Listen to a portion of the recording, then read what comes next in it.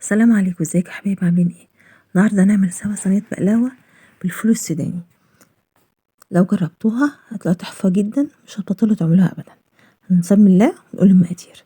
معانا حوالي ربع كيلو فول سوداني مقشر من غير ملح. بنحمصه شويه في الفرن، بياخد اللون اللي شايفينه دوت، وبناخده نطحنه في الكبه.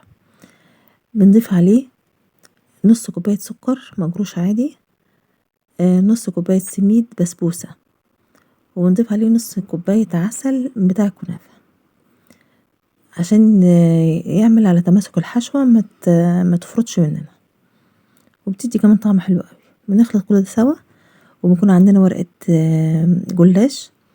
بنحضر الصينية دي هنا سمنة، وبنبدأ نرص الورق زي ما انتم شايفين كده.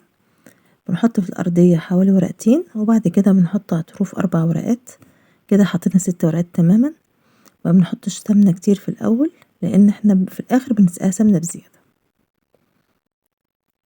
زي ما شايفين كده رصينا الورق كله. الورق بقى معاكي مقطوع فارط ما يهمكيش، لان كل دوت مش هيبان. المهم الورقتين اللي في الاخر على الوش. كده دهنا معلقه سمنه وحطينا الورقه الاخيره، ونبدا نحط الحشوه زي ما انتم شايفين. نفردها بالطريقه دي. فاضل عندنا شويه حشوه بقى هنعينهم ان شاء الله، نعمل بهم حاجه تانية يعني في الفريزر ما يسوهمش حاجه. كده بنحط عليهم ورقه جلاش واحده، وبنلم كل الاطراف بالشكل اللي شايفينه ده عشوائي، مش مهم مساوي، مش مهم يبقى مكلكع، عادي جدا. كل ده هينفش في الفرن. نسقيه معلقه سمنه، ونبدأ نرص بقى الورق ايه في الاخر زي ما انتم شايفين كده.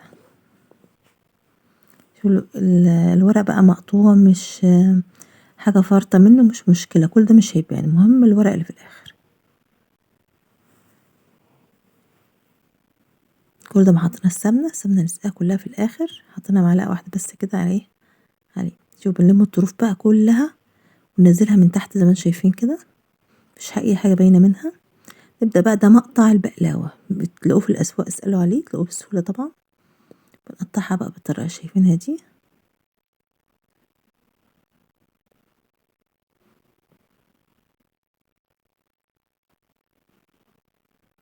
بنقطعها كلها خط واحد على الحروف، وبعد كده بناخد الدور التاني اللي بعديه، وهكذا. بتطلع تحفة قوي. لو جربتوا الصينية دي يا جماعة، بجد بالفول أطعم كمان من المكسرات. بس طبعا نحمصه أول في الفرن شوية عشان ميبقاش طعمه ني، بيدي كمان طعم حلو جدا ومقرمش.